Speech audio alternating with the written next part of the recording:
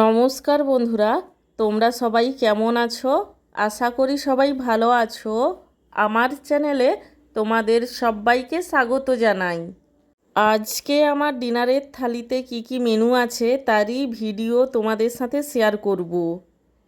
আজকে আমার ডিনারের থালিতে রয়েছে গরম গরম ফুলকো ফুলকো লুচি, আর তার সাথে রয়েছে মুরগির মাংসের চচ্চড়ি এবং সব শেষে রয়েছে রসগোল্লা।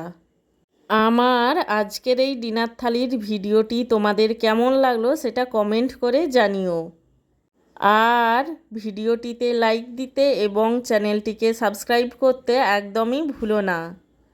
সব শেষে তোমাদের সবাইকে জানাই আমার তরফ থেকে অসংখ্য ধন্যবাদ ভিডিওটি দেখার জন্য।